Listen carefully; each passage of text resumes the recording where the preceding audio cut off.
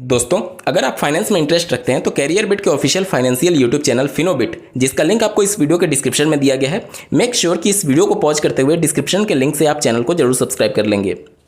उत्तर प्रदेश के परिषदीय प्राथमिक विद्यालयों में शिक्षक भर्ती का वेट करने वाले अभ्यर्थियों के लिए आज एक प्रमुख खबर है। आप अपने स्क्रीन पर एक आर्टिकल देख पा रहे होंगे, UP government for schools at nyaya panchayat levels to push education, यानी शिक्षा को बढ़ावा देने के लिए उत्तर प्रदेश राज्य सरकार न्याय पंचायत लेवल पर वर्ल्ड क्लास स्कूल खोलने जा रही है। अब ये खबर उत्तर प्रदेश में बहुत तेज़ी से चर्चा का विषय बन रही है, क्योंकि यहाँ पर प्रत्येक न्याय पंचायत की बात हो रही है। एक न्याय पंचायत में 10 से 12 जो गांव होते हैं वो आते हैं, और उन गांवों को मिला करके एक नगर पंचायत में इस प्रकार का एक वर्ल्ड क्लास स्कूल बनेगा, जिसमें ट्रांसपोर्टेशन की भी सुविधा होगी और 100 से ज़्यादा वहाँ पर टीचर्स होंगे और लगभग 2000 बच्चों को पढ़ाने की वहाँ पर व्यवस्था होगी। मतलब कि 10 से 12 जो गांव उस न्याय पंचायत के अंतर्गत आएंगे, उन सभी गाँवों से बच्चों को बस के माध्यम से, जो कि सरकारी बस होगा, उसके माध्यम से उनको स्कूल में पहुँचाया जाएगा और वहाँ पर टीचर्स की भी रिक्वायरमेंट बढ़ने वाली है। गवर्नमेंट ऑफ इंडिया की ऑफिशियल ट्विटर हैंडल से एक ट्वीट किया गया है, आप अपने स्क्रीन पर देख पा रहे होंगे। प्रदेश सरकार ने न्याय पंचायतों के स्तर पर वर्ल्ड क्लास स्कूल बनाने की योजना तैयार की है।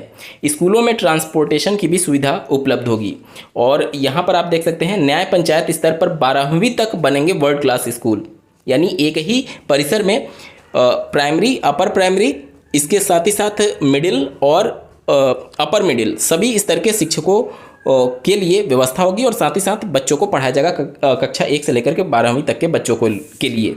थोड़ा और समझने के लिए इस आर्टिकल को थोड़ा सा पढ़ने की कोशिश करते हैं। आप स्क्रीन पर देख पा रहे होंगे, हर गांव में स्कूल की पद्धति को हटा करके होगा नया प्रयोग।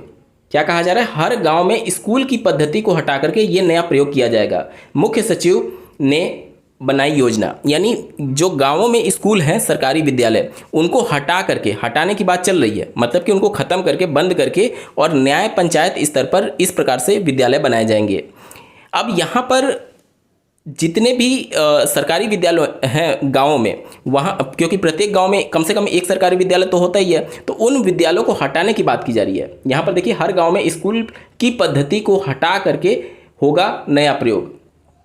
अब यहाँ पर थोड़ा सा अगर मैं इस आर्टिकल पर ध्यान दूँ, तो हर जिले में न्याय पंचायत के अंतर्गत 10 से 12 गांव आते हैं। प्रदेश सरकार ने न्याय पंचायत स्तर पर वर्ल्ड क्लास स्कूल बनाने की योजना तैयार की है। 12वीं तक बनने वाले स्कूलों में ट्रांसपोर्टेशन की भी सुविधा होगी। वर्तमान में हर गाँव में एक स्कूल तो है, लेकिन उसकी स्थितियों में सुधार नहीं हो रहा है। इसी के चलते न्याय पंचायत स्तर पर बेहतर स्कूलों की योजना तैयार की जा रही है। यह बात मुख्य सचिव ने गुरुवार को द इकोनॉमिक टाइम्स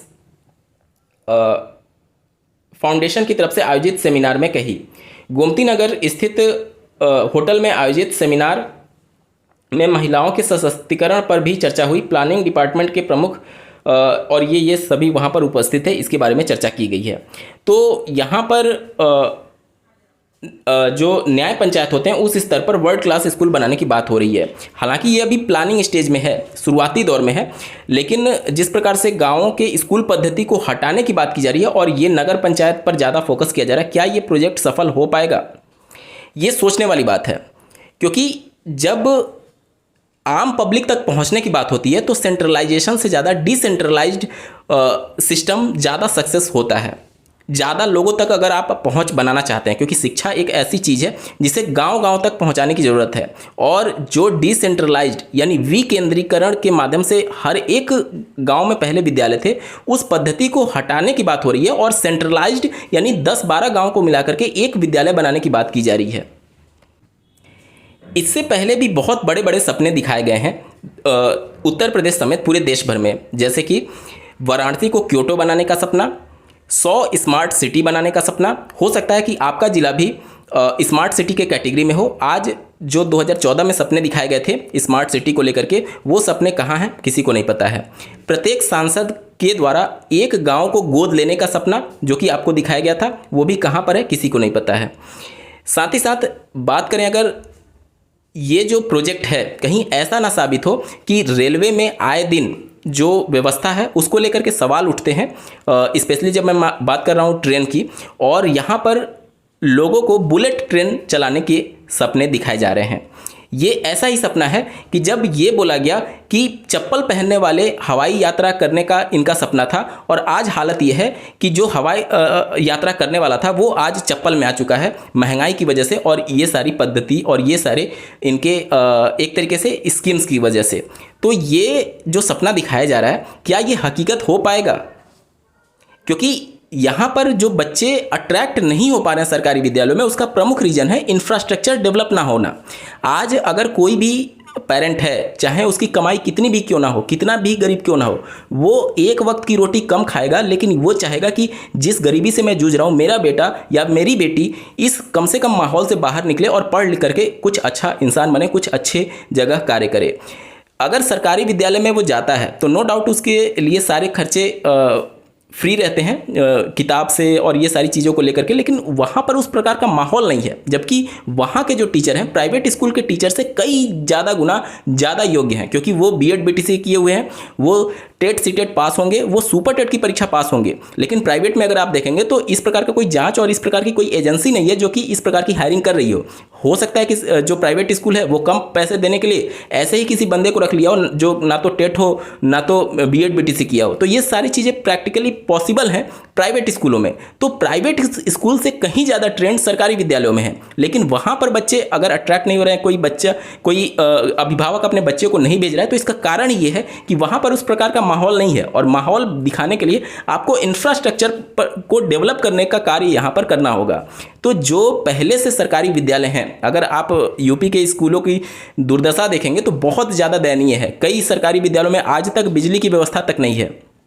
कई सरकारी विद्यालय में 1 या फिर 2 कमरे होते हैं जिसमें बच्चों के डेस्क और अलमारी और ये सारे सामान रखे रहते हैं, और बच्चे मजबूर होते हैं चबूतरे पर पढ़ने के लिए। कई सरकारी विद्यालयों में अगर आप देखेंगे तो वहाँ पर जो बेसिक नीड्स है, जैसे स्वच्छ पानी पीने की व्यवस्था हो या फिर बाथरूम की व्यवस्था, वो तक नहीं है। ये सारी चीज़ें इंफ्रास्ट्रक्चर जब तक आप डेवलप नहीं करेंगे तब तक अगर कोई माता पिता अपने बच्चे को सरकारी विद्यालय में पढ़ाना भी चाहता है तो उसके मन में एक ऐसी हीन भावना आ जाती है कि मैं पैसे की वजह से अपने एक बच्चे को किसी एक अच्छी व्यवस्था नहीं दे पा रहा हूँ पढ़ने के लिए। तो इन सब के चक्कर में, और आज के डेट में अगर आप देखेंगे तो एक सामाजिक दबाव भी है, क्योंकि सरकारी विद्यालयों को उस नज़रिए से नहीं देखा जाता है जिस प्रकार से दिल्ली के सरकारी विद्यालयों को देखा जाता है। क्योंकि दिल्ली में जो सरकारी विद्यालय हैं वो इंफ्रास्ट्रक्चर के मामले में बहुत आगे हैं। देखिए, आप किसी भी प्राइवेट स्कूल की बात कर ले या फिर सरकारी, जब तक कि गार्जियन अपने बच्चे को ध्यान नहीं देंगे तब तक स्कूल उनको नहीं पढ़ा सकता। ये बात तो सही है, लेकिन एटलीस्ट आप इंफ्रास्ट्रक्चर के मामले में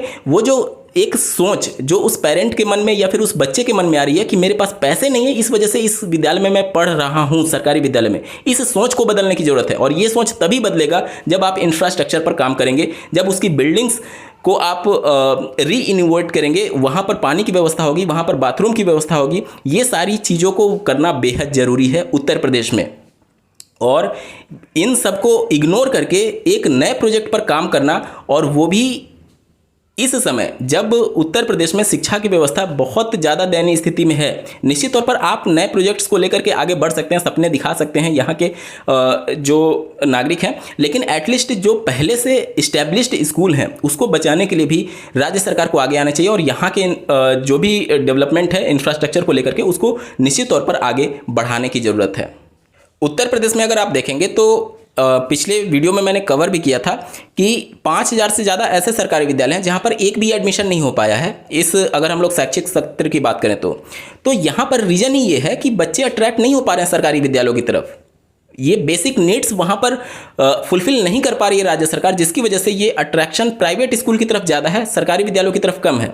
जबकि लोगों को पता है कि सरकारी विद्यालय में ज़्यादा कैपेबल टीचर हैं प्राइवेट की तुलना में, बावजूद इसके इंफ्रास्ट्रक्चर मेन रोल यहाँ पर पे कर रहा है कि प्राइवेट स्कूल की तरफ लोग आकर्षित हो रहे हैं। तो यहाँ पर निश्चित तौर पर राज्य सरकार को जो पहले से स्कूल हैं उस पर ज़्यादा फोकस करना चाहिए। आप नए प्रोजेक्ट को लेकर के आगे बढ़िए, बहुत अच्छी बात है कि आप कम से कम सपना तो देख रहे हैं कि इस प्रकार के स्कूल हो वर्ल्ड क्लास लेवल का, लेकिन जो ऑलरेडी हैं सिस्टम में हैं उन्हें बचाने के लिए भी राज्य सरकार को आगे आने की बहुत ज़्यादा सख्त ज़रूरत है। उत्तर प्रदेश से सटे बिहार राज्य की अगर हम लोग बात करें तो यहाँ पर लगातार शिक्षा विभाग में हायरिंग चल रही है। लगातार 3 भर्तियां अब तक हो चुकी है TRE 3 को लेकर के, और TRE 4 को लेकर के तैयारी शुरू हो चुकी है। आप स्क्रीन पर देख पा रहे होंगे बिहार में युवाओं को लगातार सरकारी नौकरी और रोजगार के अवसर दे रही है हमारी सरकार। ये जो CM है बिहार के, उनके ऑफिशियल ट्विटर हैंडल से ट्वीट किया गया है। और यहाँ पर आप देख सकते हैं राज्य को 1,60,000 शिक्षक जल्द मिलेंगे। TRE 4 में ये उम्मीद की जा रही है कि सभी स्तर के शिक्षकों को मिलाकर के लगभग 1,60,000 पद हो सकते हैं, ये उम्मीद जताई जा रही है। और चौथे चरण की प्रक्रिया भी जल्द शुरू करने की यहाँ पर प्रतिबद्धता राज्य सरकार ने जाहिर की है। वहीं पर उत्तर प्रदेश में भी अगर आप देखेंगे तो कल यहाँ पर ट्वीट किया गया था, हर युवा को नौकरी, प्रदेश की समृद्धि, और 1,55,000 पुलिसकर्मियों की नियुक्ति और 1,54,000 शिक्षकों की भर्ती प्रक्रिया पूर्ण। जो अब तक 7 साल में जो यहाँ पर भर्तियाँ हुई हैं, इन्हीं को लेकर के राज्य सरकार अपनी उपलब्धि गिना रही है। तो यहाँ पर पिछले 6 साल से 2018 के बाद से कोई भी भर्ती का विज्ञापन जारी नहीं हुआ है। सरकारी विद्यालयों में भले ही आप कितना भी आंकड़ा दिखा लीजिए कि छात्र शिक्षक अनुपात इतना है, मानक से कम हो चुका है, लेकिन निश्चित तौर पर जो समय समय पर मीडिया में खबरें आती हैं उससे कई बार पोल खुल जाती है कि हाँ, सरकारी विद्यालयों में अभी भी शिक्षकों की कमी है। कई सरकारी विद्यालय ऐसे हैं जहाँ पर एक टीचर के भरोसे पूरा विद्यालय वहाँ पर रन हो रहा है। तो इन सभी चीज़ों को लेकर के सजग होने की ज़रूरत है और शिक्षा व्यवस्था पर ज़्यादा फोकस करने की ज़रूरत है, क्योंकि हम लोगों को सपना दिखा सकते हैं बुलेट ट्रेन की, लेकिन जो व्यवस्था के अंतर्गत अभी बच्चे शिक्षा प्राप्त कर रहे हैं वो व्यवस्था भी दुरुस्त करने की ज़रूरत है। क्योंकि बुलेट ट्रेन जब चलेगा, लेकिन जो ट्रेन अभी है उस ट्रेन में जो सुविधाएं दी जा रही हैं उस सुविधाओं पर भी फोकस करने की ज़रूरत है। यानी कि भले ही आप वर्ल्ड क्लास स्कूल की बात कर रहे हो, ये सभी चीज़ें बनने में और जिस हिसाब से इनका प्रोजेक्ट है उसको बनने में आज से भी अगर प्रक्रिया शुरू होती है तो कम से कम 3 से 4 साल का वक्त लगेगा। तो क्या इन 3 से 4 साल के लिए अभी जो स्कूल हैं उनको बिल्कुल ही नज़रअंदाज कर दिया जाए? नहीं किया जा सकता। तो निश्चित तौर पर आप वर्ल्ड क्लास स्कूल बनाइए, लेकिन जो अभी व्यवस्था है स्कूलों में उसको भी सुधारने की जिम्मेदारी और जवाबदेही राज्य सरकार की होनी चाहिए। इस वीडियो को देखने के लिए आपका बहुत बहुत धन्यवाद। भगवान करे आपका दिन शुभ हो।